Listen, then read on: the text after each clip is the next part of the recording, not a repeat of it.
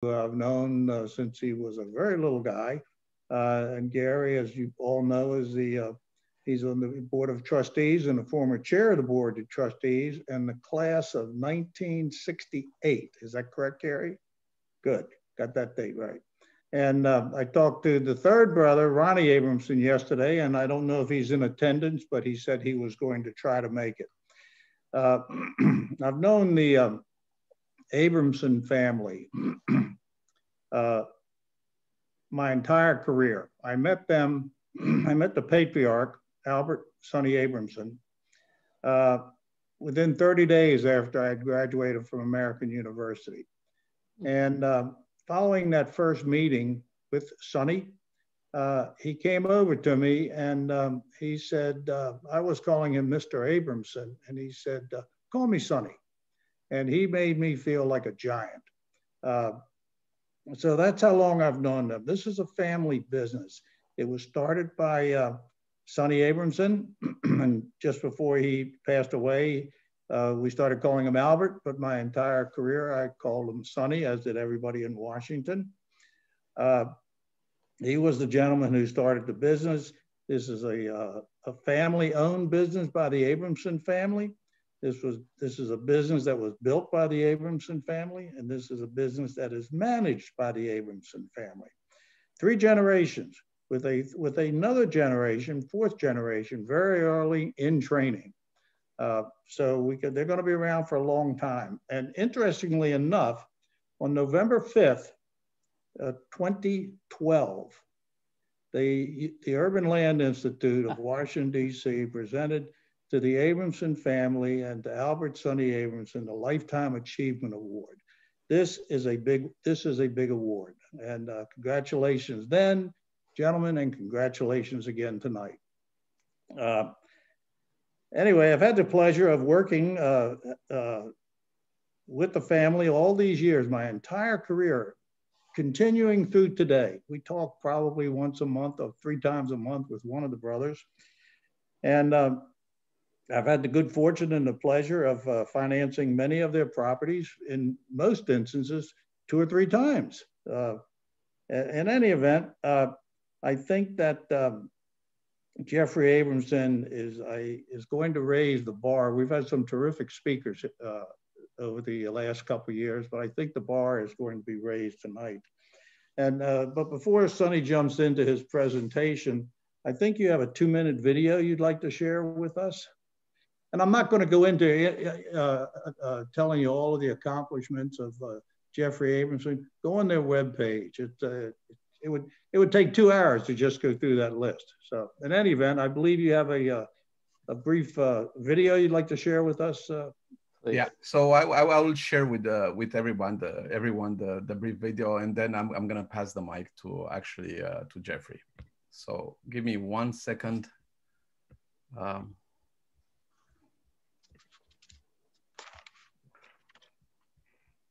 Building.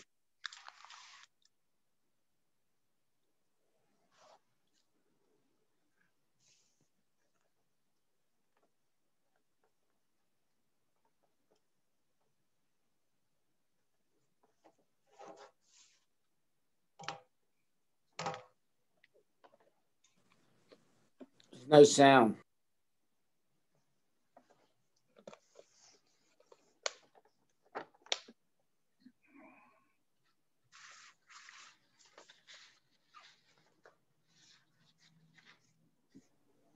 Catalin, I think there's no sound on the video. It doesn't matter. You're going to hear plenty.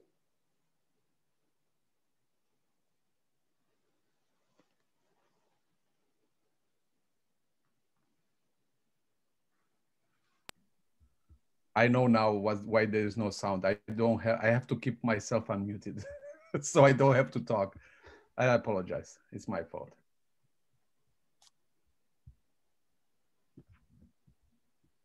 In your community, you can never take it away. So now building it should a work. building is being an icon in your community. You can never take it away. You always have that responsibility. I'm Jeffrey Abramson, second generation of the tower companies, started by my father, Albert Abramson, with my brothers, Gary and Ronald, and myself. I had read that 40% of all the energy used in America is used by the building industry. And that startled me. And so then I began to think about how I could become a catalyst to change the entire real estate industry by demonstrating that you can use less energy. It's the right thing to do. And so when we started showing the enormous amount of energy that we were literally using and wasting, burning money, then it became something that everyone could begin to believe in. We have avoided the use of over $14 million worth of electricity. Your limitation with this company is your imagination. There's a lot of things we can do to just operate businesses in a better way that's good for business, but also good for the environment. It is the right thing to do. It is the need of the time. It's something we all can do. And everything that we are doing, we want to share. We set an example, we show that it can be done, and then we make it easier for companies to do the same. Everything that we're doing is scalable. And everything, therefore, that we do every day has an enormous effect on the future of our country. I feel very confident in the future because I'm seeing the younger generation taking responsibility. And when I see people like Greta Thunberg,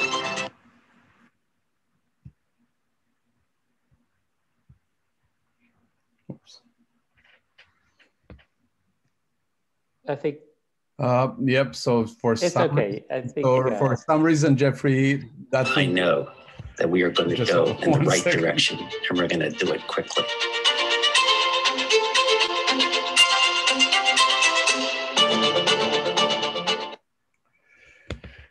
Okay, so again, I apologize for some of the small hiccups here. That's the nature of the Zoom presentations that we have. It happens, yeah. It's that sometimes Plastic pollution is not just local. So right now, what I would like to do is to give the mic to Jeffrey, and then we'll go from here. Once Jeffrey is done, we'll do like a Q&A session. Thank you so much, everyone. And good evening, everyone. Thank you for tuning in, and thank you all for such kind introductions. Catalin, thank you, Phil, and the entire American University organizing this speaker series. We're really very honored to be part of this program alongside so many well-known real estate leaders.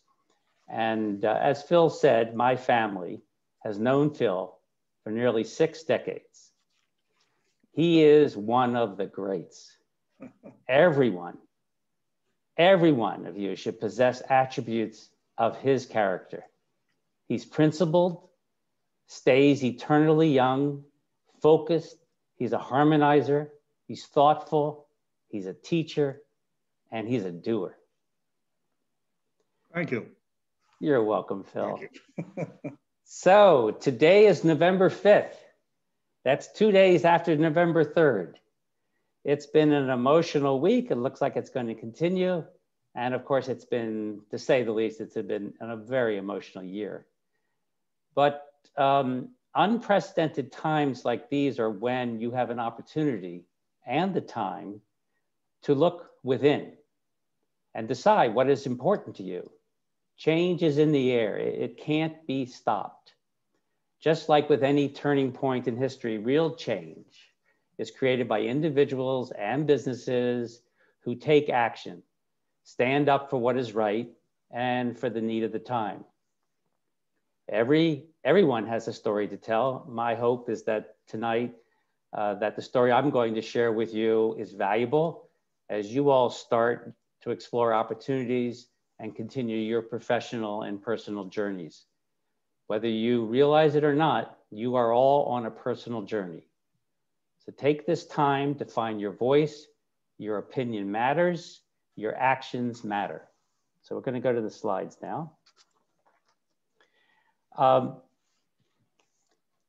The Tower Companies is family owned and privately held.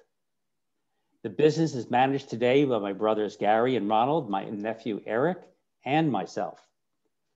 We're all born and raised in the Washington, D.C. area.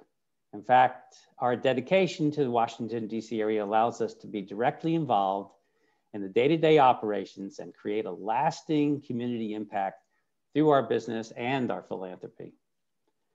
So we're unique. Unlike many other real estate peers, we developed or co-developed all the buildings that we own today and manage the majority.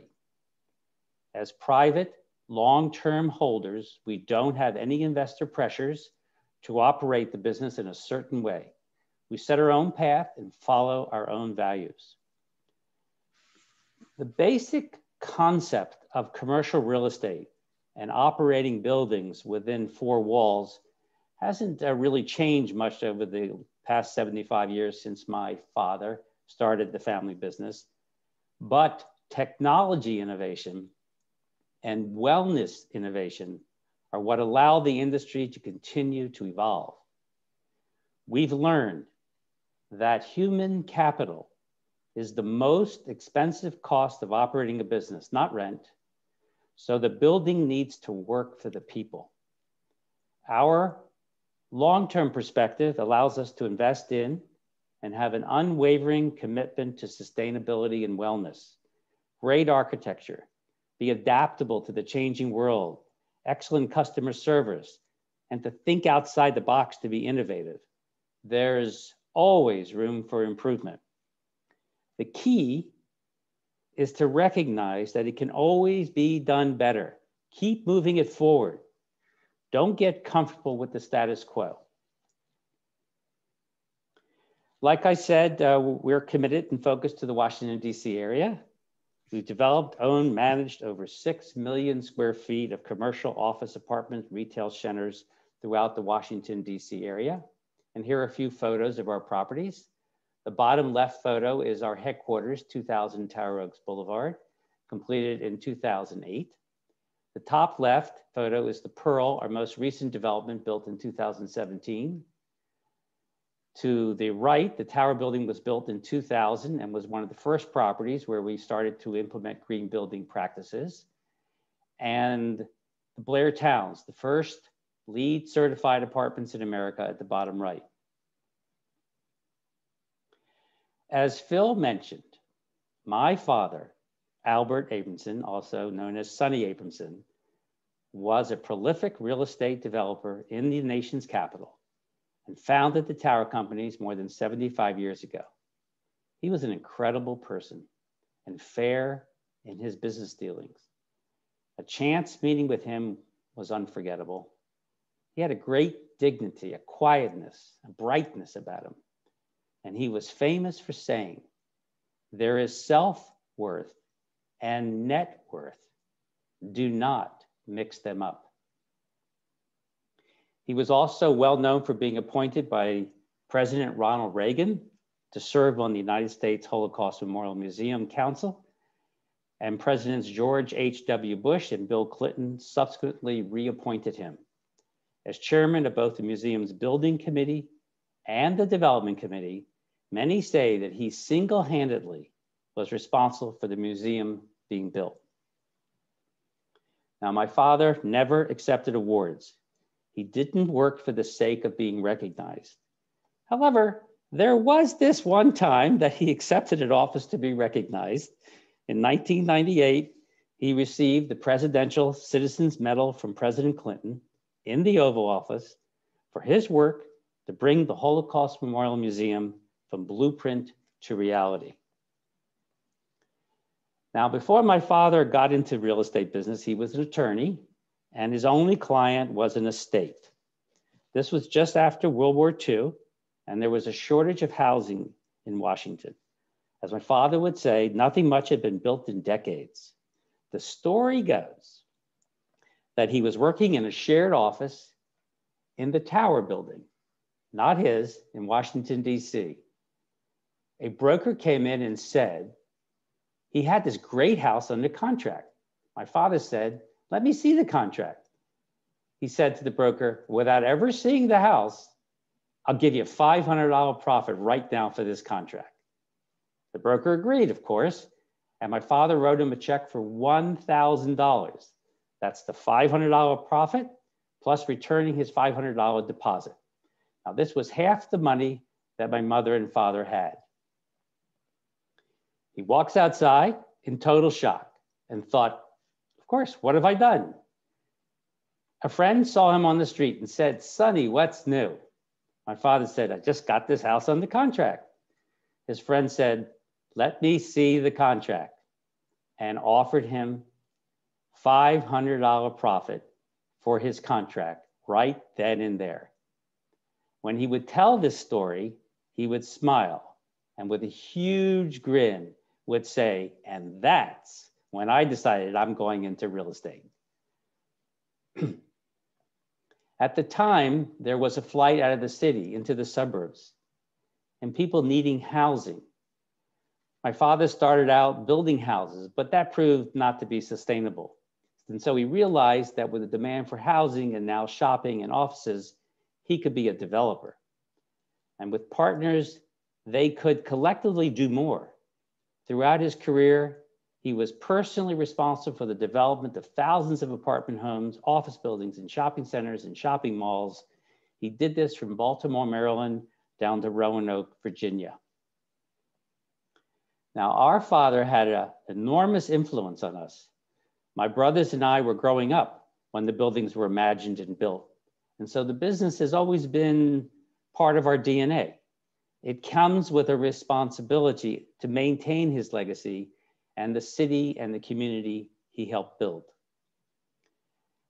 When I was in the 3rd grade, about a mile from the Blairs, where I had mastered the art of looking out windows and daydreaming, I remember seeing our father's first high-rise apartment building, it's called Blair House, being built and peeking above the trees. I realized at that moment that what my father did could be seen from a distance. And as a child, I was in awe. And as I grew up, I witnessed his ability to build places where people wanted to live and work and play. He was like an artist, well, like a developer and an artist. It was a very unique combination. And he instilled in all of us that buildings were permanent sculptures in our community that could never be changed. There was this great privilege and a great responsibility to get it right. After he built Washington Square, he used to tell me that no one ever goes bankrupt in his buildings. I knew, of course, he was kidding me, but you know, if you looked at him, you wouldn't doubt him. And his influence in those words made a deep impression on me nearly 40 years ago. Something else was happening. I started practicing transcendental meditation, or TM, and it was a major influence in my life. I was initially attracted to TM 48 years ago because of its benefits and that it was backed by science. For those of you who don't know what TM, it's a simple meditation practice. This natural behavioral health intervention allows a person's active mind to simply settle down and automatically be more balanced in action and thought, more coherent. And the outcome is a clearer mind, a better listener, more stable, more creative, happier, healthier, more independent thinker, more resilient, and therefore a stronger foundation for convictions to do the things you care most about. Reflecting on what my father said in my practice of TM, I started to wonder, can buildings impact people and their health, affect the output of human capital, and promote business success? And how would you do that? If I could figure it out, I knew that we could differentiate our buildings from the rest and create the next generation of the working environment. I realized also that real estate could be a foundation for change, and collectively, as an industry, we could support people's well-being. Our company could become a catalyst for that sea change. I knew it was not only the right thing to do, it was good for business. It became a way to influence the entire real estate community and create new industries, new technologies, and new jobs. So this philosophy inspired our values and set us on a course to continue my father's legacy. Our vision is a world where buildings inspire and enrich the lives of their occupants and create positive social change. In this world, people seek out buildings that better their health and well-being, connect them to thriving communities, and help them to sustain the environment. And here are some photos so you can see what our talented and dedicated teams do to meet these goals. Our property managers and engineers work tirelessly every day to ensure we are operating high performance and healthy buildings. Our sustainability and construction teams have installed almost 1 megawatt of on-site solar over the past several years and have maintained the green requirements in our building operation and build outs for our tenants and clients. Our volunteering committee consists of team members from all departments and roles. Last year, almost 100% of our employees participated in our community service programs. And we also strive to lead by example so we can push the entire industry forward. In 2019, we won the Green Business Innovator of the Year Award from the Montgomery County Chamber of Commerce. When we started at this 20 years ago, very few real estate owners were talking about integrating and sustainability into their buildings. In fact, when I told people that I wanted to build green buildings, they would look at me funny and ask, why are you painting your buildings green? I can't make this up. Nobody understood us.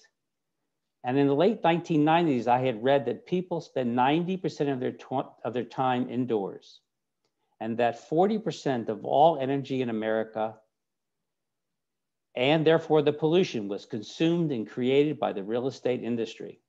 This startled me. Our company was part of the problem.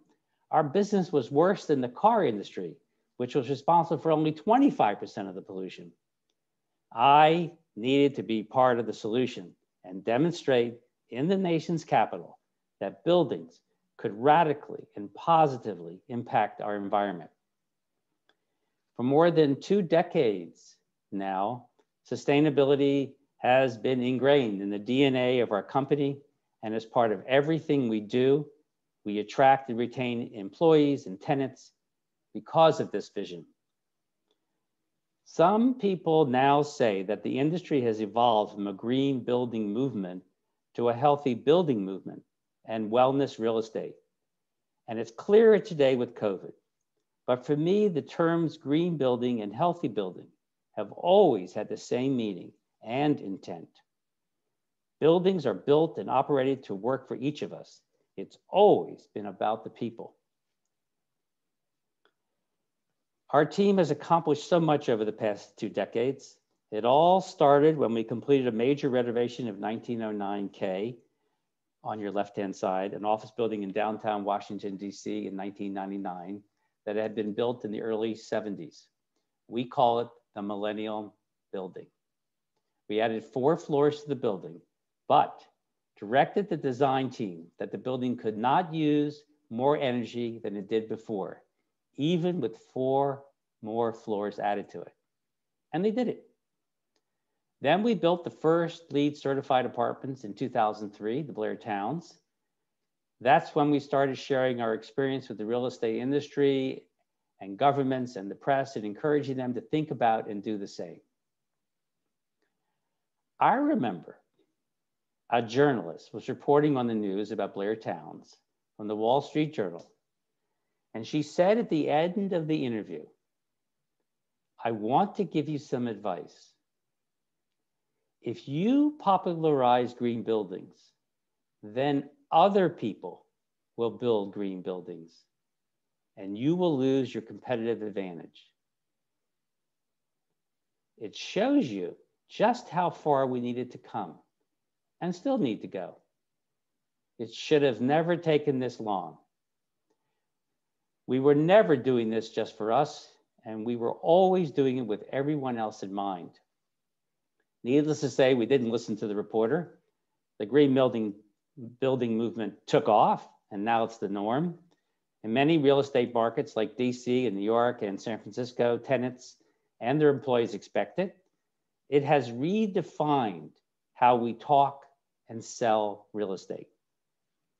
In the early 2000s, we partnered with the Environmental Protection Agency, disclosing our carbon footprint annually and buying renewable energy across the country to offset 100% of our greenhouse gas emissions and to be carbon neutral. And we accomplished that in 2008. And we have also reduced our carbon footprint by over 40%. And we didn't stop there. In 2014, we started a clean energy journey at our properties. In the next 6 months, we will have installed 3,000 solar panels across our portfolio. Simply put, we view our mission and the bottom line as one and the same. Now, speaking of the bottom line, we have proven the business case for energy efficiency over and over again. This is a chart that shows how much energy we have avoided. See the blue line going down from 440,000 to 300,000 units of energy over the last 10 years, which is about a 30% reduction. And then the green line going up shows how much money we have saved by investing in energy efficiency. As you can see, the green line reaches to almost $17 million worth of energy that was not spent. This does not include another 11 million received from related tax credits and rebate programs. All of this happened by simply putting technology in the hands of driven people. Every business should have this kind of chart. You can't argue with the numbers. And we invest these savings that we were literally burning back into the buildings, while also contributing to the economy that increases jobs in the clean energy sector.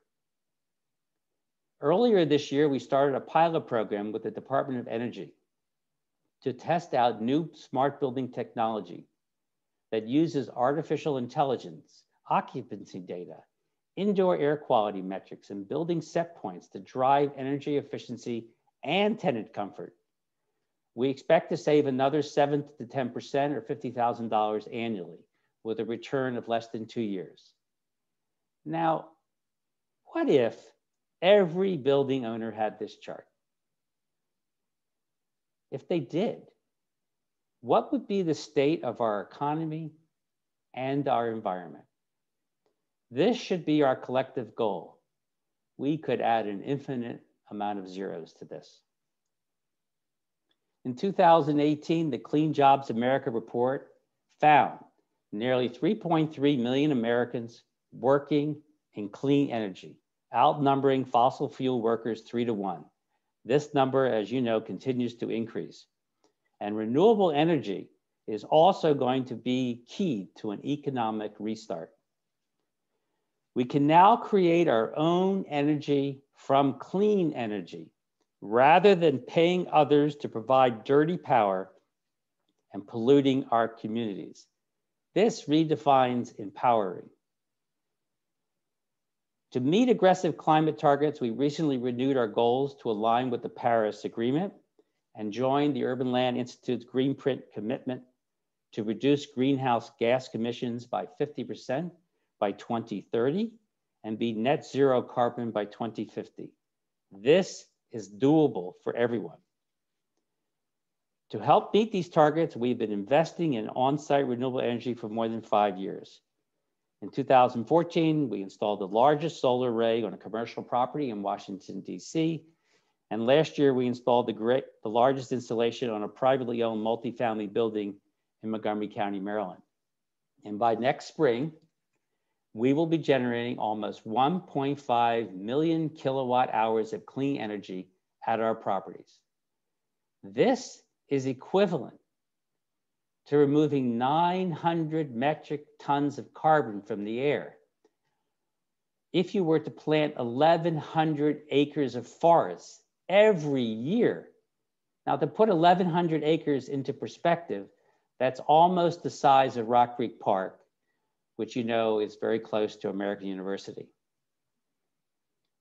95% of our portfolio is LEED certified, 80% is Energy Star certified. Our operations are carbon neutral. 90% of our office tenants operate under a green lease.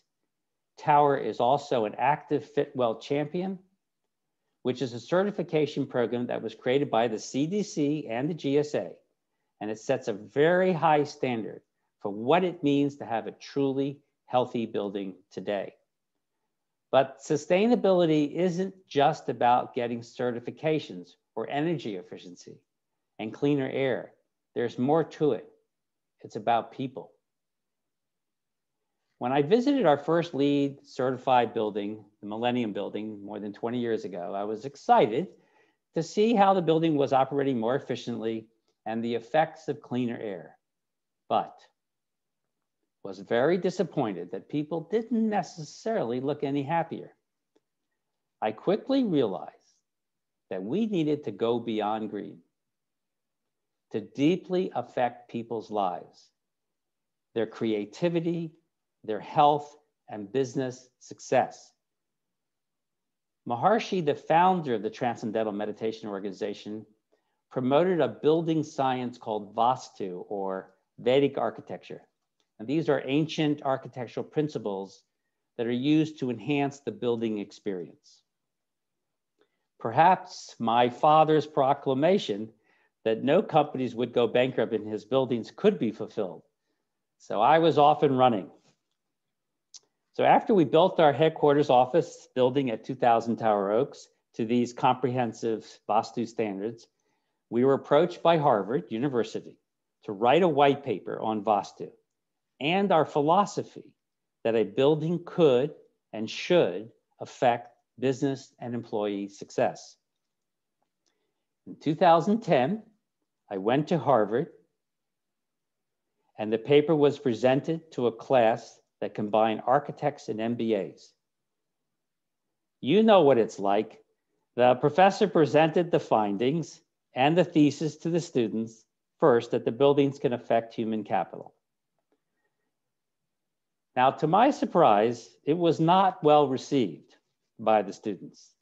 Then the professor asked me to get up and defend the paper. And this is a picture of me before the firing squad. So I asked, how many people have ever been in a building that inspired and elevated them, that they could stay all day and they want to be there every day? Few raised their hands.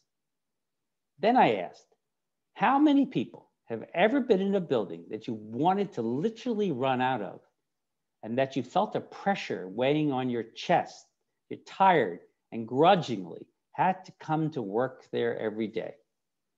Almost everyone raised their hands, including the ones who were the most vocal against the idea that buildings could affect you.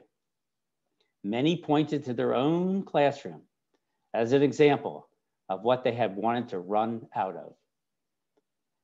And I told them that through their own experience, they have realized that human beings respond to space, and there is a science that can be applied to buildings that will enhance human capital, keep good employees, and keep people happy, healthy, and ambitious. Human capital is the largest cost to operate a business. Rent is only 10%. Therefore, a building should work for you, not against you. Now, this was 10 years ago. The science of Vastu established this criteria millennia ago. This is not a trend, it's the future. Evidence, I think, is very clear, now more than ever, that a space designed with people's well-being in mind increases productivity and creativity, decreases stress, and helps to reduce the hidden cost of healthcare and job burnout. Now, when was the last time you asked about building operations in any building you spend time in? Have you ever asked about the air quality practices, cleaning products, fresh outdoor air exchange, or the type of filters being used in your office or at home.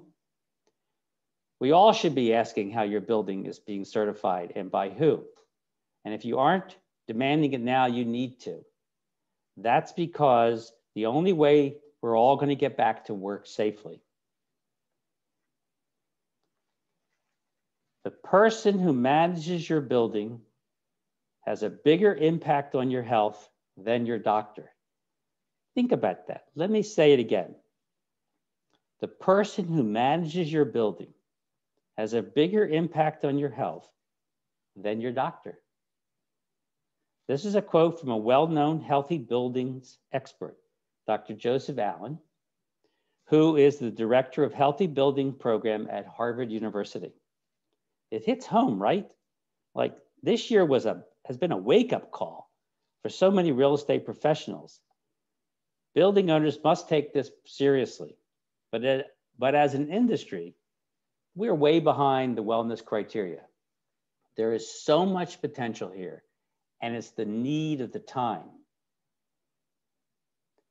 So now what? What are we doing differently? As my brother Ronald described it, it's an arms race to have the healthiest buildings, similar to how it was years ago, to have the best amenity spaces and the big, beautiful lobbies.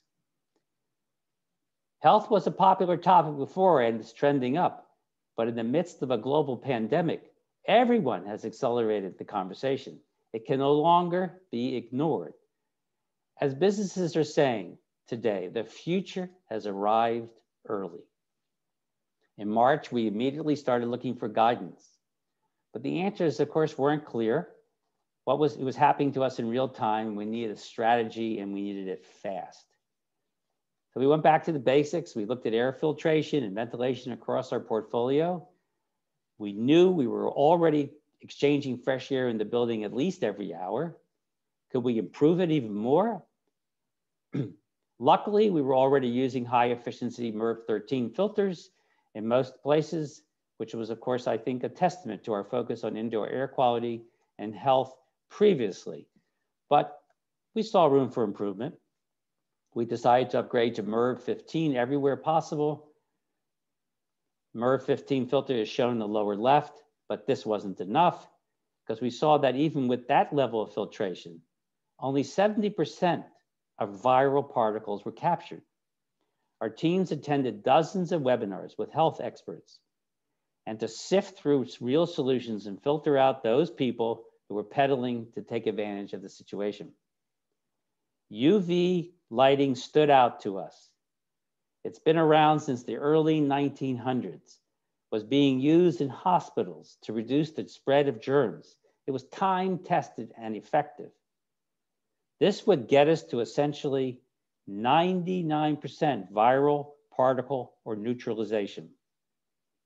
Viral particle capture or neutralization.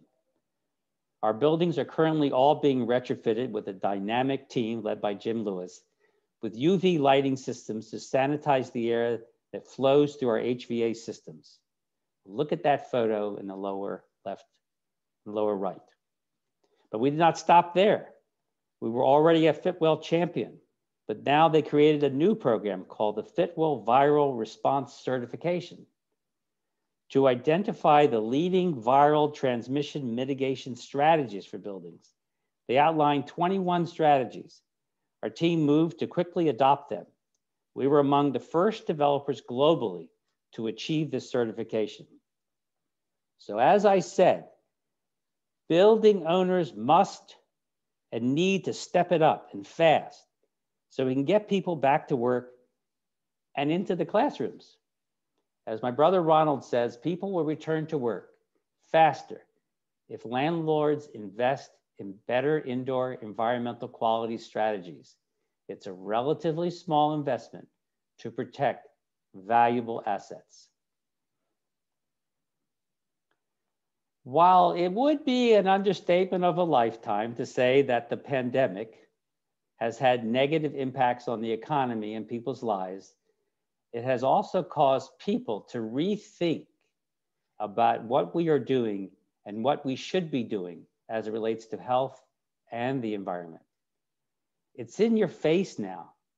You can't ignore it anymore, and there's no room on the sidelines. Well-being is the net winner in the post-pandemic era. This is a quote from the economist Thierry Malaret, who founded the Global Risk Network at the World Economic Forum in Davos, Switzerland. He believes there's a new normal. Companies will implement more wellness policies. There may be a move to a 4-day work week, more flexibility, and more remote work to meet people's needs. People will work less, drive less, walk more, value air quality and time with family.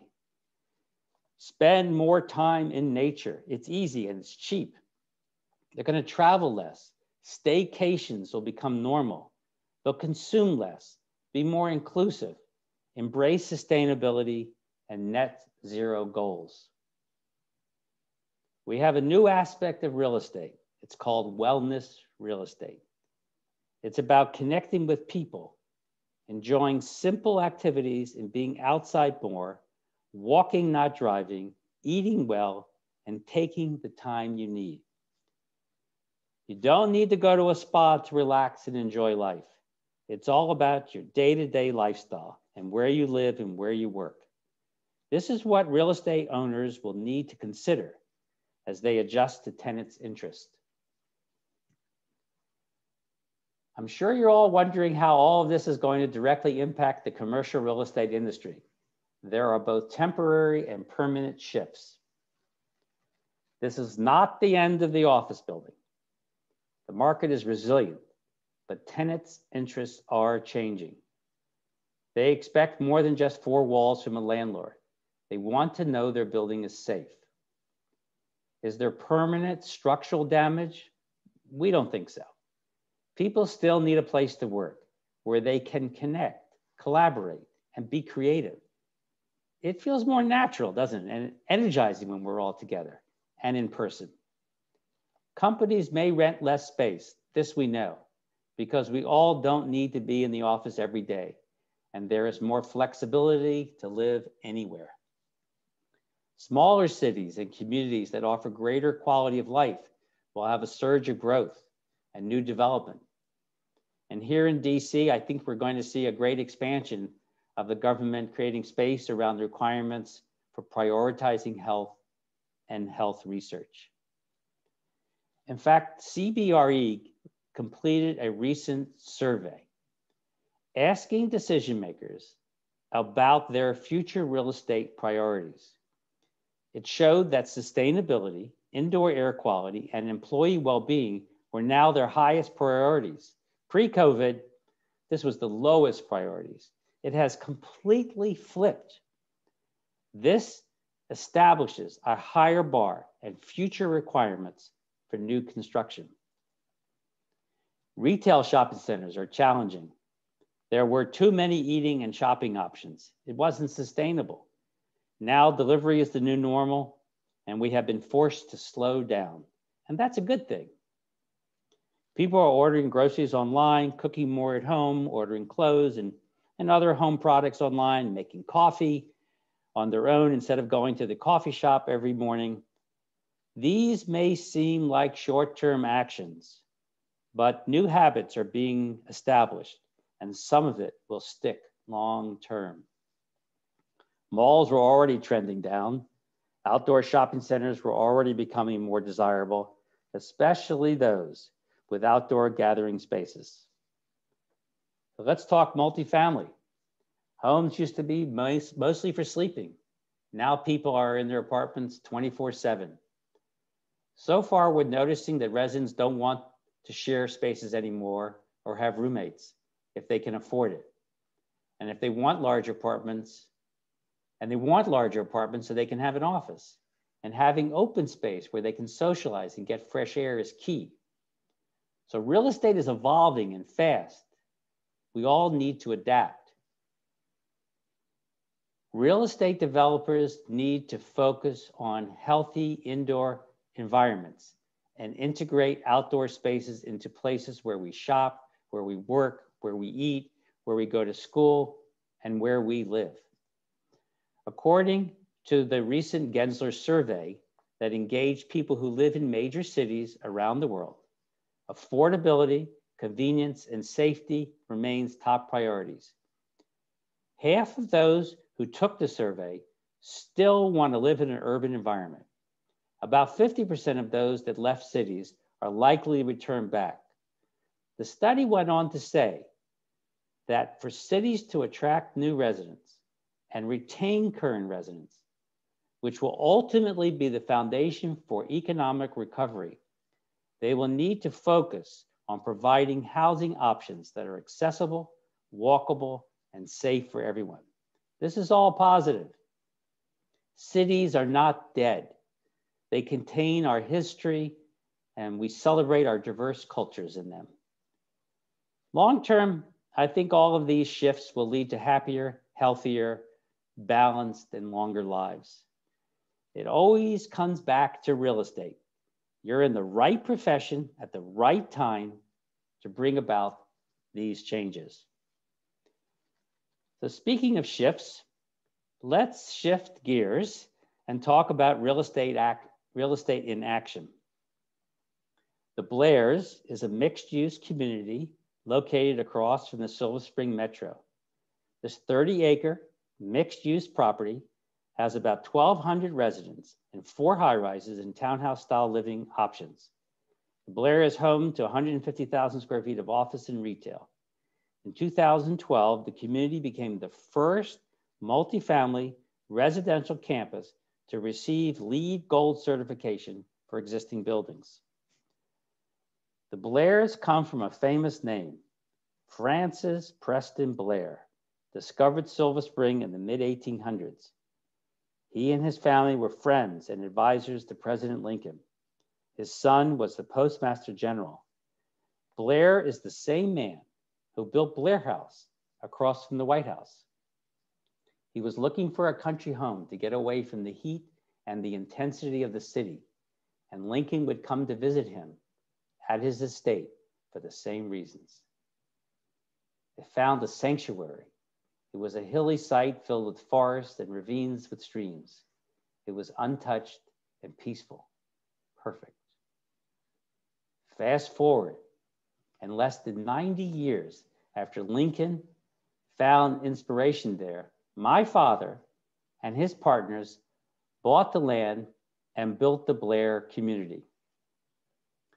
This was during the time of the great exodus out of the city and into suburbia, when the population was exploding. People were craving more open space, safe neighborhoods, new shopping experiences, and better schools. It all began based on the emerging car-centric mentality. Cars in parking lots were very popular. Phil Mudd helped my father get the loans to build the Blairs. Fast forward again today, cars, if you have one, stay home, and we choose a walkable lifestyle that connects us to our community, to restaurants and public parks. Our master plan vision of the future is a vibrant community within a community. 3.5 acres of a necklace of parks where there were only parking lots, integrating 2,800 apartments and lush courtyards and 450,000 square feet of retail, hotel, and offices. Spaces to rejuvenate, neighbors to discover, an oasis to find balance and inspiration.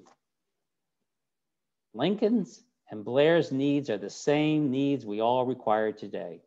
Nothing has changed. And no one gets 30 acres at a metro. If we hadn't been fortunate enough to keep the Blairs in the family for all that time, we wouldn't have had this remarkable opportunity to revision these 30 acres adjacent to the nation's capital and a thriving Silver Spring for how a new generation requires to live. In 2013, we went to Montgomery County, Maryland, and after, well, not quite such a short process, received project plan and preliminary plan approval for the entire Blair's property in 2014. The first building under that approval, the Pearl, was completed in 2017. Now I'm going to give you a real life example of wellness real estate put into action. The Pearl is phase 1 of the Blair Master Plan and is LEED Gold certified. The concept design for the Pearl started in 2012, and the intent was always to focus on people, promoting a sustainable and healthy lifestyle, and with plenty of green space. We branded it Live Wisely. This building offers a unique living experience where residents feel connected to the natural world despite the urban setting. In order to maximize daylight, the building massing was strategically adjusted to be responsive to the natural height of the street, allowing for maximum solar exposure within the courtyard and unobstructed views to the nearby Rock Creek Park. A few strategies that we implemented to support health were open and green space for residents, including a courtyard with restorative gardens, a playground, and fitness equipment, and a dog park. On-site urban farms supplying fresh produce through a resident basket sharing program. Floating two-story fitness center that includes a yoga center and cycling studio, cardio center, and CrossFit zone. Views of the outdoors throughout the lobby, amenity spaces, and in the corridors on each floor. Full kitchen available to all residents that features regularly scheduled healthy cooking demonstrations from professional chefs, often using produce from the urban farm. And it earned the first Fitwel certification for a multifamily building in the world. And again, its LEED Gold. So you can actually hear what wellness real estate feels like in a daily life. I'd like to read you this testimonial of one of our residents. Quote, when we walked around the Pearl, we noticed that we were smiling. We felt like we were in an elevated space. It's like a resort vacation, but it's also homey and friendly. The Pearl is classy. It's conscious of nature and the environment. We'd like to think maybe these qualities could rub off on us too. What did we get at the Pearl that we didn't get elsewhere? The Pearl gave us that relaxed feeling you get in your neck and shoulders when you don't have stress. The Pearl gives us inspiration. So wellness real estate is not a spa, it's a way of life. It's not just about being green or sustainable or healthy. It comes down to investing in people's quality of life and well-being and living wisely. Our philosophy and actions are for the greater good, and they are good for business.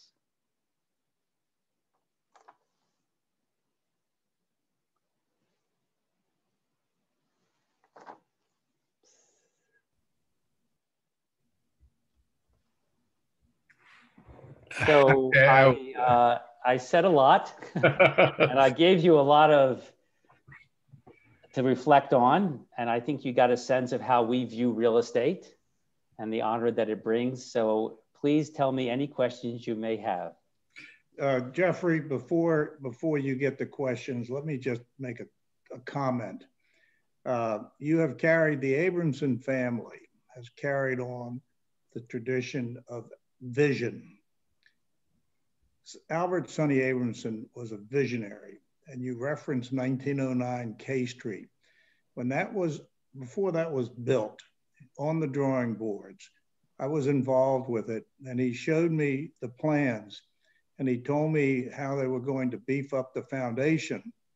And I said, why are you spending all that money doing that? And he said, because someday they'll rezone this and we'll be able to build on top of it. And you did that. When you did the Blairs, I was, again, very, very young, and I was active in that at the time. But the Blair house sat on top of a big hill. Something had to happen to that dirt. I mean, that was an expense to get rid of the dirt. But again, Albert Sonny Abramson said, I think someone will buy that dirt. Well, shortly after that, Montgomery County expanded 16th Street, which took it all the way out to George Avenue. And then lastly, what I'd like to say is he also bought a very big piece of ground one time in Montgomery County in the middle of nowhere. And once again, I said, why buying that ground? And I said, there's nothing there. And he said, stay the course. He said, someday something will be there. That's the inter-county connector. And with that, I would love people to ask you questions. Wonderful family, wonderful story, wonderful job this evening. Thank you, Phil. So this is fun. Listening to you, Jeffrey, it's actually fantastic because I was born in Europe, and so I lived in Romania at the beginning of my life, and then in Belgium, then in France. And listening to you, I see a lot of the stuff that you're saying, hey, by the way, there's more to life than just, money. And it's about how you live and where you live. And it's fantastic. I mean, it's a really, really nice way of listening to people and saying, hey, by the way, we can see our city, Washington, D.C. actually change. And by the way, I visited D.C. in 1998. And I can tell you it was a very, very different city than what I see today. And my guess is that, and it's not my guess, it's just, I'm sure it's partially because of your family. I mean, because you guys have seen where this city can go and how you can actually create a city that's more, that's actually very much developed to living. Yeah, just not just, go back and forth from work. Right now, I would like to ask people in the audience and especially students, of course, if you have any questions. Yeah, because this is the time where Jeffrey will answer any question you guys have. Okay. So I did receive something. I mean, we have something on the in the chat. So this is from Sarah, and I know Sarah because she's our student. She's a finance student. And she says, thank you so much for your talk, Mr. Abramson. It was truly insightful and eye-opening. My question is about how far do you think that sustainable real estate has come as an industry? And is the US a leader globally in the real estate industry, in the real estate sustainability? Or are there other countries that are paving the way for the US? The United States has done pretty well, considering how slow they are in general to change. The good news is that we're not using more than 40% 20 years later. So we have been able to control the line, and LEED certification has become the norm in most jurisdictions around the United States. There is an appreciation for the environment. There's an appreciation not to have costs skyrocketing for people to live in those buildings. It has become somewhat part of the collective consciousness, but not like Europe. Europe originally created a standard where the true cost of energy was borne by each individual. So that when you went and bought gas, a liter of gas for your car, you paid the true amount, the total cost of its effect on the environment to build the roads. And so therefore the cost of gas was 2 or 3 times more expensive than it is in the United States. So therefore, it created a mentality that traveling in your car was very expensive and it should be limited. So you built your cities and you created your zoning and you built your communities based on the idea of connectivity, having smaller spaces, using less, and enjoying more life together physically rather than being in cars and traveling long, long distances. So Europe is way ahead of America and probably always will be. So, so the next question actually is coming. It's on my personal chat. So my student Justin, and he's too shy probably to ask you that question. So Justin is asking, how do you think the next presidency will affect industrial/commercial real estate development markets in this DMV area? And this is actually a very, in my opinion, it's a very sound question. What do you think about? Okay, so forget about the results because we don't know yet, yeah, and we're gonna not know anything about the results until Friday. But how do you think the markets in DC are going to be affected by these elections? Well, I think the markets have been very much affected by COVID already. And so I think the question assumes there will be a change. So assuming that there is a change, there will be clearly, Joe Biden has clearly identified two areas he wants to focus on. One is a green revolution. And though it sounds expensive at the time, spending $3 trillion, we just spent $3 trillion keeping the country going. And that was okay. And that was easy. And that we were able to pass in no time. So we can collectively do something big. If you want to create new jobs and you want to keep people healthy, that's a place to invest because we're just wasting money. We're just burning money. There's a whole new industry and it creates a whole new industry of ideas. If you look at Elon Musk, he never built a car before in his life. Now he set the standard for how all cars are to be made. And the people who made those cars in the past were very slow to change. It doesn't mean they were right. It just means they slowed us down. The other area that Joe Biden has been focusing on, which I had the opportunity to talk directly to him about, is that he is declaring war on cancer and Alzheimer's. So my reference to the growth and expansion of health research around the Washington, D.C. area, and probably all over the country, is going to radically increase. And that's why, and this is sort of the conversation that Joe and I had, I said to him, please declare war on cancer and Alzheimer's. I said, we spend $1 trillion a year on our defense system, but we don't spend anything on our immune systems. Why, Mr. Vice President, has the defense of the nation become more important than the defense of our own health? And he says he has a 5-point program. He's going to spend $100 billion a year for 5 years. And I said, it's not enough. But the point is that he cares about people. He wants to keep people healthy. That's the focus and that's the conversation.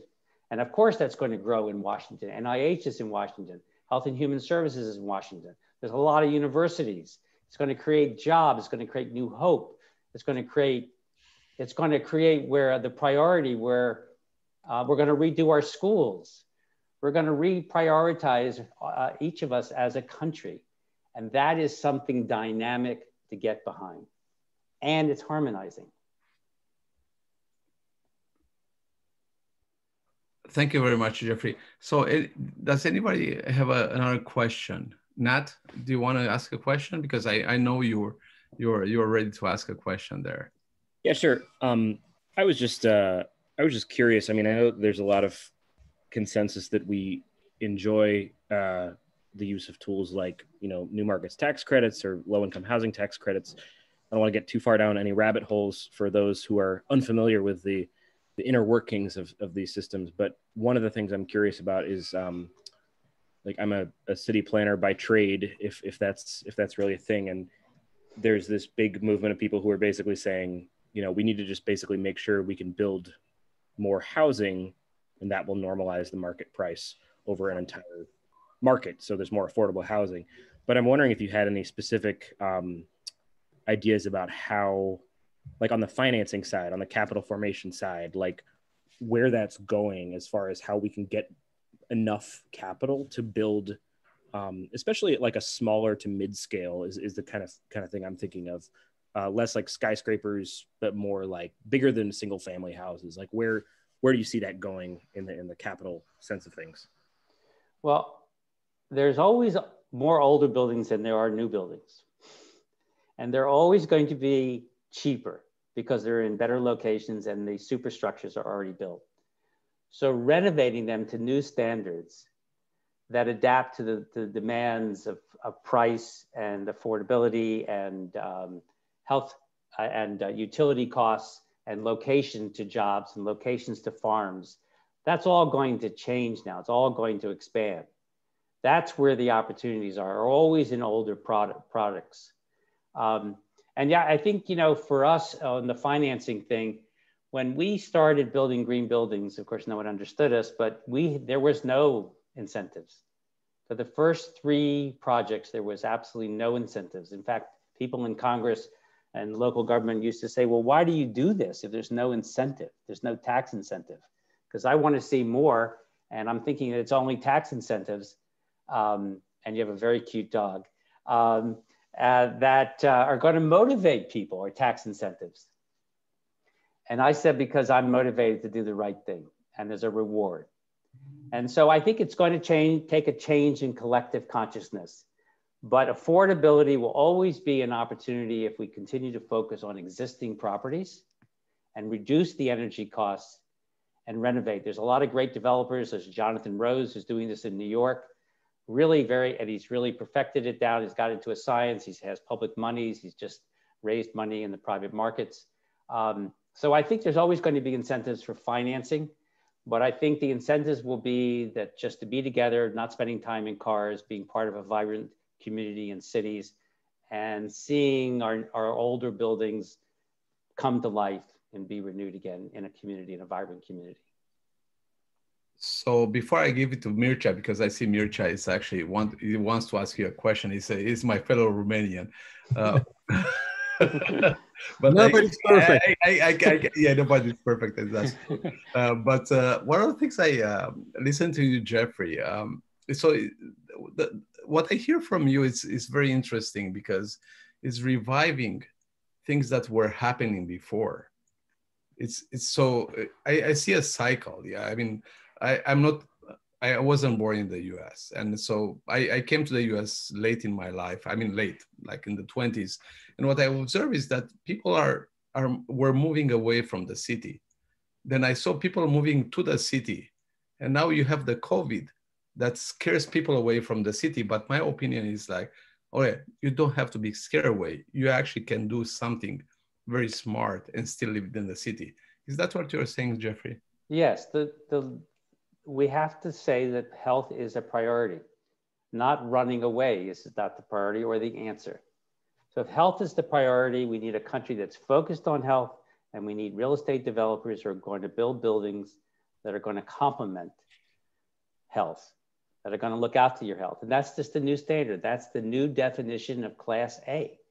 It has to have the health component. So I think that's what's really going to happen, and that's what the resurgence. We're not going to, our cities, we can't reproduce that kind of housing everywhere.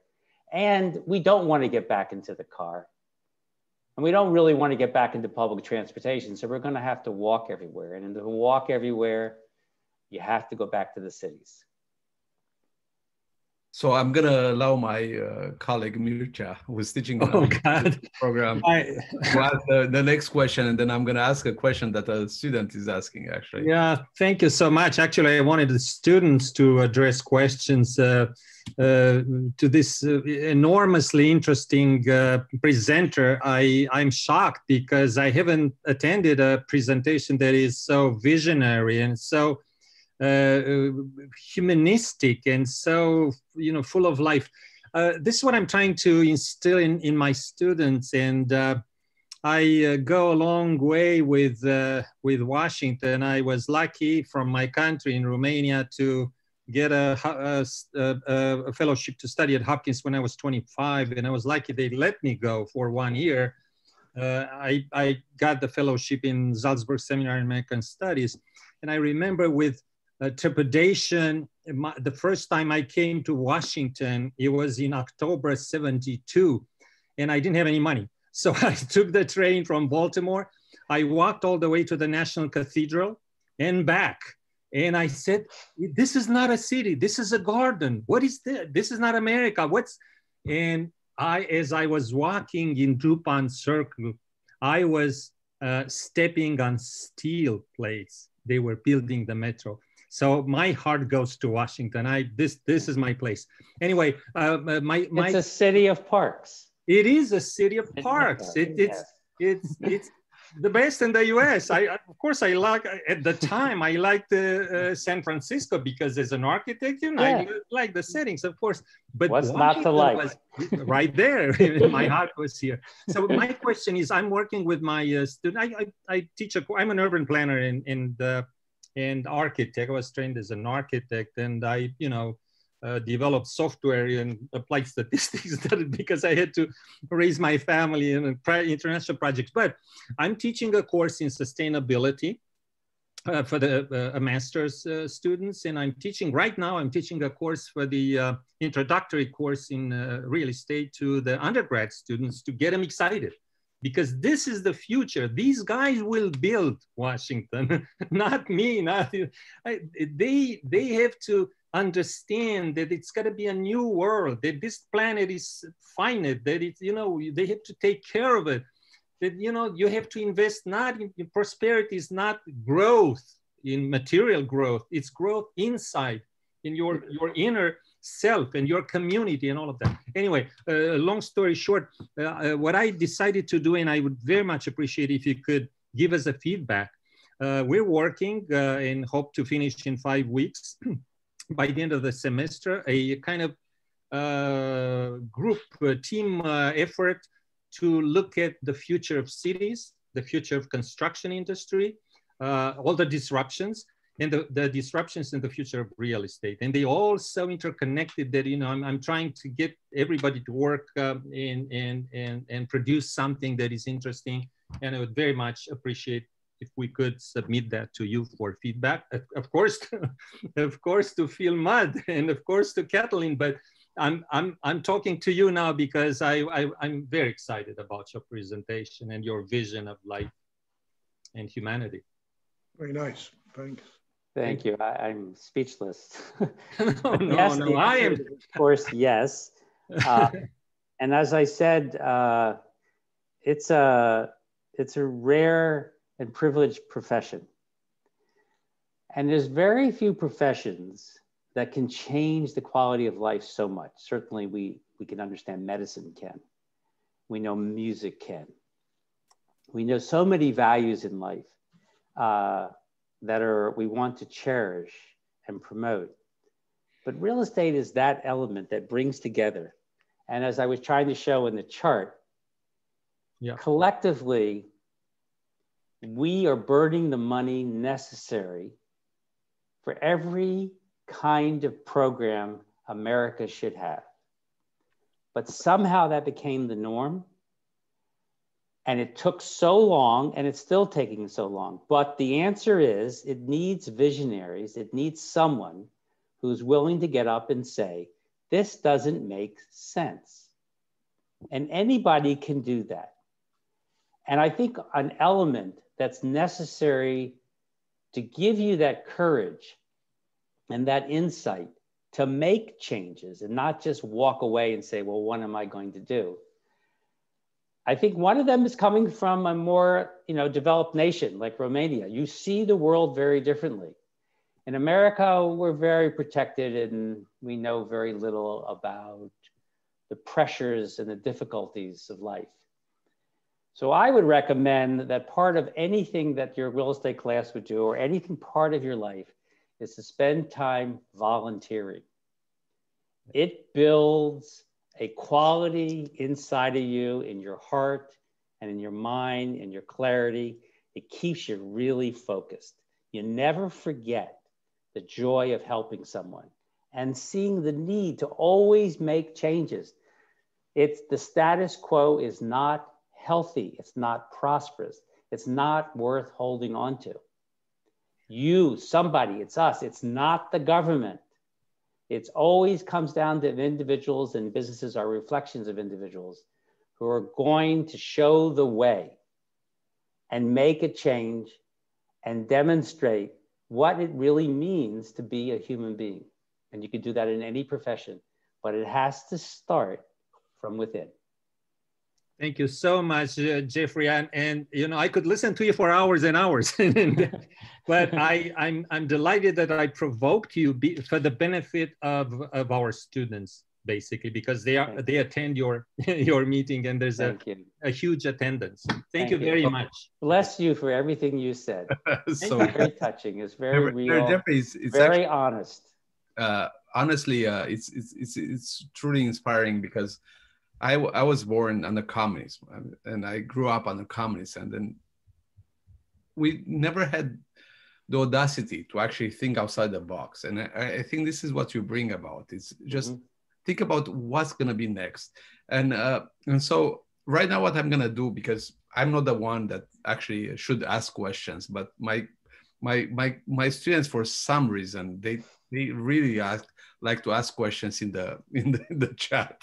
And so I'm going to turn out to the chat, and I'm going to ask you a few questions. And I really think you should answer this. So the first thing, it's a pretty good question. So thank you so much, Mr. Abramson. What do you think employers look for when hiring in real estate environment? I mean, what exactly, when somebody comes with a real estate background and they want to get a job, because a lot of our students, what they want is actually be able to work for you. What exactly do you look for?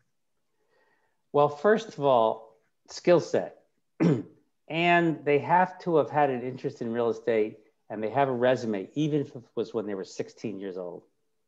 It can't be that all of a sudden they decided to go into real estate, and so please hire me. It has to be passionate. Now, not everybody is going to learn real estate from the dining room table like my brothers did. But it has to be something that is passionate. If it's passionate, it's real, it has unlimited energy, which means it has to start when you're a kid. It has to be, you have to recognize that you had desires that you wanted to fulfill when you're a kid. It has, and therefore that it's you. It's not something new you came up with. So it has to be your foundation. So I have to find that out.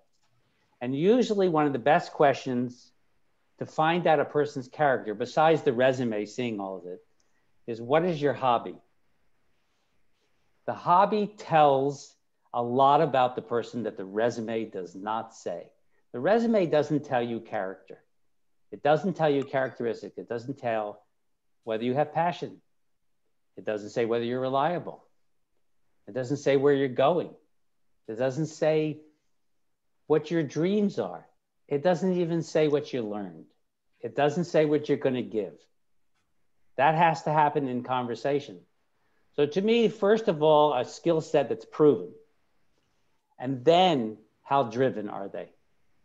It's not they're driven and then teach me the skill set. Because in a small business, though you have a lot of support, you need to get going and people rely on you right away. So the skill set that you've built over your whole life is what we're looking for. And then you're driven, and probably they're driven because they showed up at our company. So actually, I have the next question is actually. Could I make a follow-up question? Just 1 second, just because I do think the next question that Hannah Moledina asked is the best question. I mean, follow-up question that I've read. So listen to this one, Jeffrey, and then whoever is next, you can ask the question. You spoke about your father took his risk of spending half of what he owned, and he was lucky enough to make a profit. What do you think, what do you say is your biggest risk that you took within the industry? First of all, my father didn't gamble. His decision was not a gamble. And I learned that from Phil Mudd. Right? I remember you saying that. It was calculated. He knew exactly what was going on in Washington, and he knew people needed housing, and there was a shortage. And he was going to be part of that field. He wasn't going to practice law. What is the biggest risk I've ever taken? I'm not so sure I would say the word risk. I don't think I've ever really taken a risk. you know, when you're advocating things like transcendental meditation, when you're advocating education that's supposed to develop the whole person, when you're advocating that the mind can really create the health of the body. When I first was working on transcendental meditation, I helped fund a study in San Francisco on African-American population with hypertension. And they compared the typical drug therapy to a technique of meditation called transcendental meditation. And what was the risk? Well, what happened is that people would rather comply with practicing transcendental meditation regularly than they were with the drugs. It created an alternative. But what it showed is that the mind affects the body. No one knew it. They'd heard about it, but it never was proven in science. So if I look at my whole life, the same thing with Vastu, the same thing with lead, it was never a risk. It's like, it was sort of like kind of well organized, even though I was the last to know it. It was sort of like somebody was watching out for me, and we're going to make changes, and you're going to make a significant change. And the only risk is that people will not react fast enough. Okay. Did I answer the question? Sounds good. I mean, exactly. I mean, that's exactly what I'm looking for. So somebody asked a question before, and I apologize, I couldn't catch fast enough. Who asked the question? That was me, Darwin. Yeah. Okay, go ahead. Hi, Jeffrey. You mentioned that in order to find out who the person is in an interview, you wanted to ask, you asked who their passion is. My father has been having, my family on numerous occasions with our property managers, right?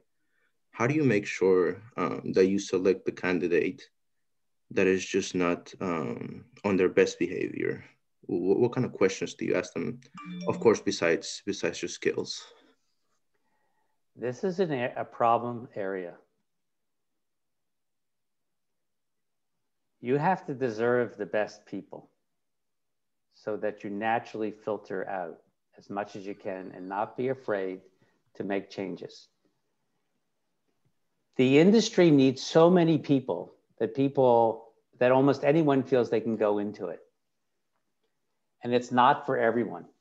It's a lot of pressure. It takes a character, very deep characteristics of caring for people 24/7. I think each of us have a way of finding that, but don't beat on yourself for not finding it or that the person is not there right now. Just know that there always will be better people. And if you are a person they want to work for, they will find you. Thank you.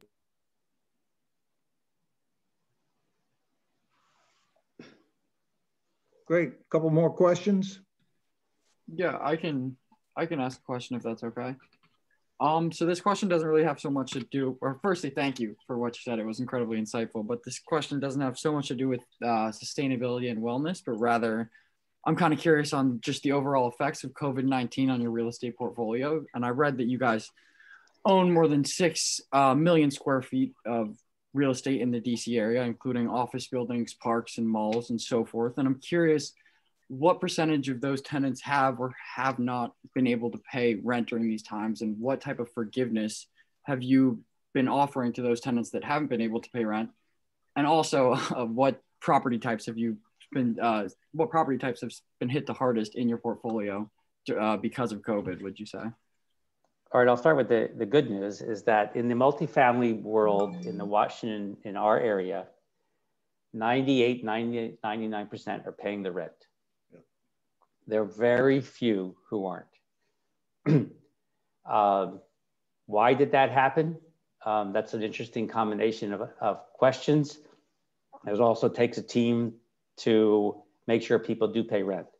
In terms of forgiveness, there's limitations of what action you can take almost throughout the whole United States, but certainly in Montgomery County, Maryland. And you cannot take a step to evict anyone who's been affected by COVID. So again, you're really relying on the quality of the person that has come to rent in your properties. And we've done very well. There's really been very few. And when people did say they had issues with COVID, we would say, we understand, please demonstrate that you were laid off, or please demonstrate exactly what happened. And not always did we see those people again. In the office buildings, what we're seeing is maybe up to 18% on a really good day are coming back to work in the DC downtown properties. In the suburbia, we're getting up to 30 to 40%. So people are more comfortable, they are coming back to work, but in the suburbs, they're feeling more comfortable right now. That won't stay that way. Parking has been severely affected. Even though people are not taking Metro, but few people are coming to work, and they're not coming to work every day. So the parking lot has been affected. And therefore any retail around the Washington, DC properties, because there's so few people, those restaurants are working on a very skeleton crew, and they need subsidies. And there are laws in Washington, DC that help protect them. We are always trying to protect our tenants because they're the ones who've been successful. They're the ones you're going to keep. You're not going to find new ones, so you work together. And in the shopping centers, we've had minimal effect, though we're very concerned the long-term effects, as we are on anything. But I think in terms of the, I don't know how all restaurants are going to be able to survive at 50% capacity, just based on carryout and the ups and downs of people's fear. But I do think that we will see people renting less space. They may want more space, larger spaces per person than the trend was. Like the government was 175 square feet per person. Turns out that's not good for you. Before it was good for the bottom line. Now the bottom line has changed. The bottom line is the health of the people. Are they going to come to work? This is a reprioritizing that you're witnessing in America right now, or all over the world. So they may need less space because we're not coming to work all together, but people are going to want more space, and they're going to want healthier spaces. So you're witnessing a transition. It could get worse before it gets better, but ultimately we need to be together. And ultimately real estate is that cohesive glue that brings us together.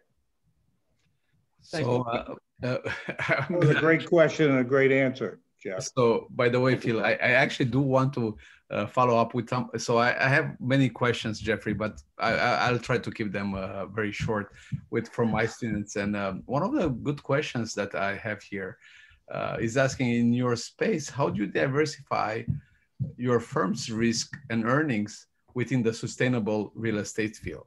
So yeah, we all know that there's a risk, but how do you diversify? How do you make sure that you all, because you do care about the shareholders of your firm, yeah?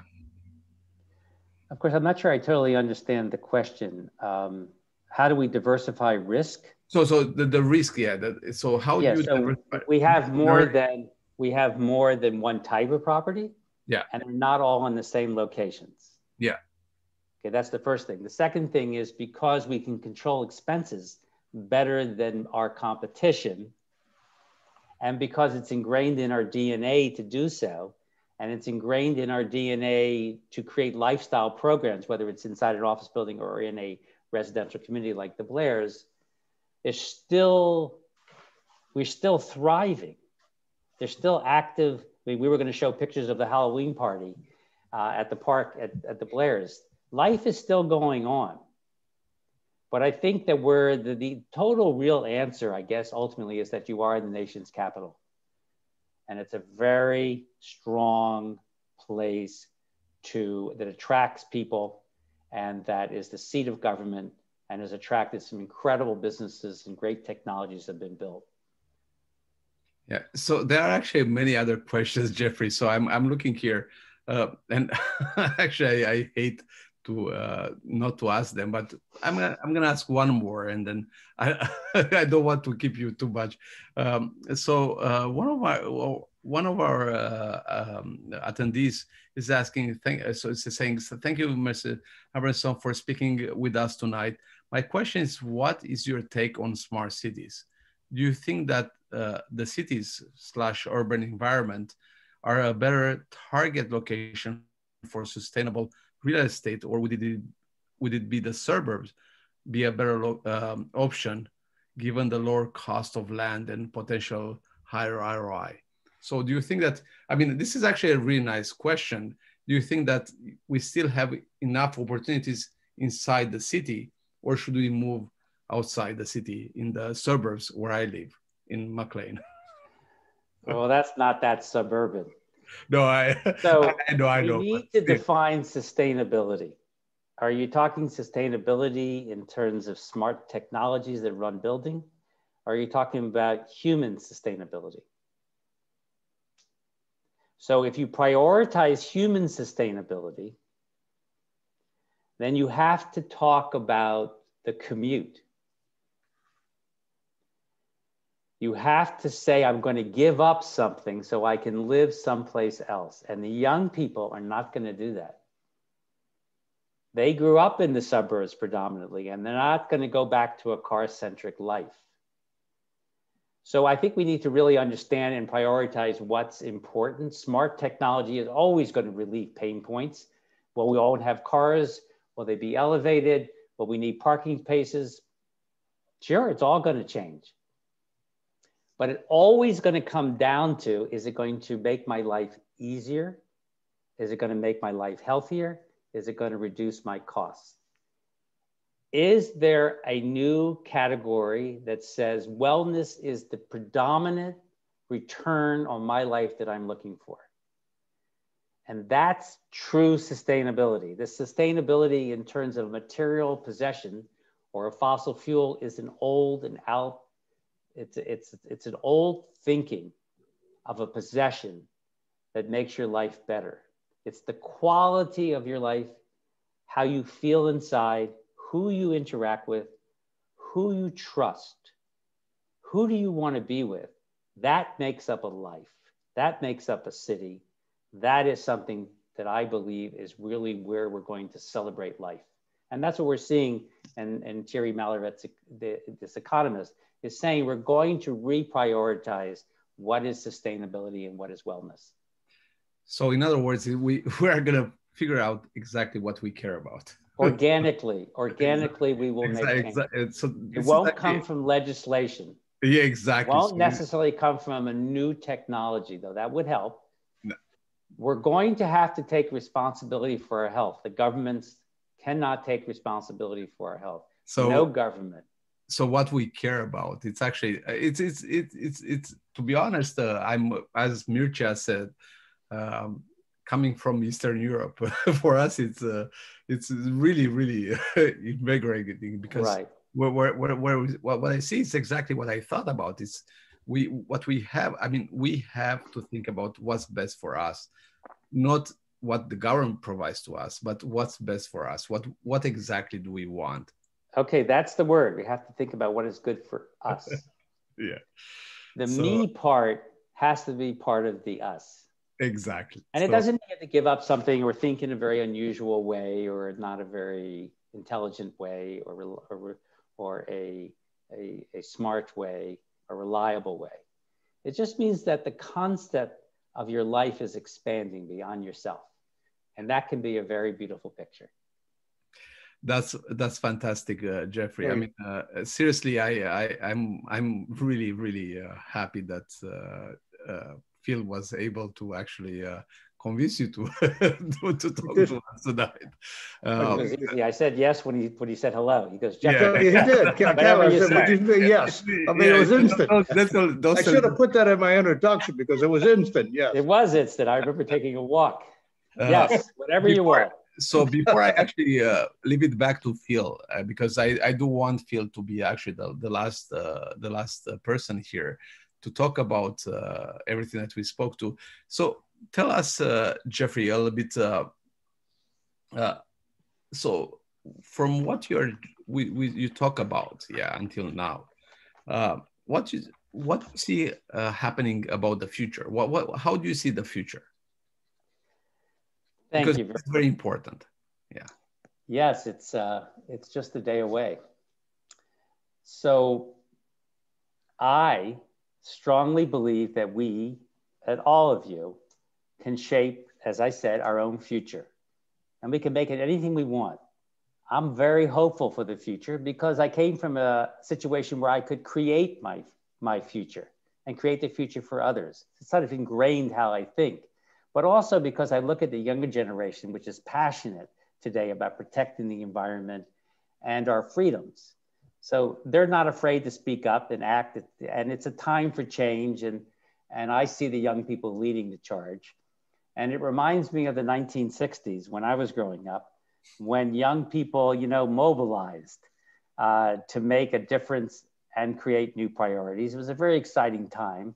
And the times today, people like Greta Thunberg and the allies for the minority movements and Black Lives Matters and Me Too, they're all making significant changes to improve our climate and how we treat each other. And I personally have started to see an openness in all generations, and all demographics, eager to roll up their sleeves. And I'm also hopeful for the future because the environment and social justice are everyone's responsibility. And I know that solutions exist. This is so visible right now.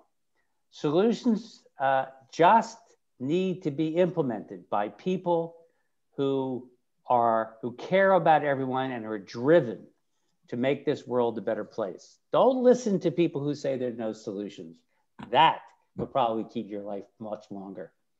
And what also keeps me optimistic is that I constantly see new businesses are starting every day. The creative spirit has not been destroyed. And if anything, it's really been renewed. I think we've really seen an impressive how the whole world has come together and so fast, with knowledge sharing and treatments are being tested and people are coming together to address the health crisis. It's really quite amazing what can be done across the globe when people come together. And we're witnessing this in real time. I believe this period of time is going to impact you for the rest of your life. No question. We'll never forget it. And you all will be the builders for a new way of living. And as I said in the beginning, you are on your own journey. Find your voice. Do what you believe in. That's where you always will be most successful, and that's what will make you happy. What are you going to do with your life? Only you can answer that. And how you contribute to making this world a better place for the future generations. The main thing is leave a mark. Your voice matters, your actions matter. And what matters more than all of that is to just trust in your goodness. Thank you so much. Thank you so much, Jeffrey. Wonderful, wonderful. Thank you, Phil. I also like to thank a few people, so I'll be glad to. Thank you so much, Jeffrey. After you speak, I would like to thank a few people. You want me to go now? Go ahead, yes. Oh, okay, all right. Okay, so I've really had fun with all of you tonight, and we can do this again. So I thank all of you, all the students from all over, wherever you are, and the American University and Catlin and Phil for this opportunity to join your speaker series. And my brothers, we thank our Father every day. All of this would not be possible without him. And we could not have accomplished all these goals and firsts without an enormously talented and passionate, dedicated people at Tower. They are the ones who are making our environment safe and prosperous. And I also wanted to take this time to thank Eugenia Gregorio, who has led our sustainability efforts at Tower for 10 years. Under her leadership, we've created many of the certifications you've heard about and many of the first certifications in the world. And she formalized our goals and documented their impact for the real estate community. She influenced local and national government policies and she partnered with organizations that protect our Earth. And now, through her own consulting firm, Eugenia oversees all our solar projects as well as some of our partners. It's really an honor to be a partner with Eugenia. We think alike. It's a great team, but I want everyone to know that Eugenia is very much responsible for a lot of the things we heard about today, but she was key and instrumental in helping me to present our story to all of you today. So thank you again and best of luck. And we look forward to be inspired by how you see real estate by your future actions. So Jeffrey, I just want to stop here and also thank Eugenia, because she has been a tremendous person to work with. She has been probably the most dedicated person I've seen until now. Beautiful. Working with me on this program, and the best one is actually still Phil. I still feel is the heart of everything. It's always gonna be. But, never do anything. Eugenia was I mean, you and Eugenia were tremendous in working with, and I really like to thank you. Thank you about that. And I told you he was going to raise the bar. I told you he was going to raise the bar. You told me. I can see that by the number of appointees. That, look at the number that is still here. Yes. That's a sign. Jeffrey, thank you so much. That's true sustainability. Wonderful. Wonderful. Thank you all very much. I look forward to doing it again. Thank you. Thank you very much. Thank you. Thank you, Jeffrey. And it was the best ever. Thank you so much. Thank you. See you guys. Thank you all of you for coming, and I'll see you all in the future. Thank you very much. Bye, Jeffrey. Bye, Eugenia. Bye. Bye, everyone. Bye, Phil. Thanks, everyone. Have a great week, evening. Bye-bye.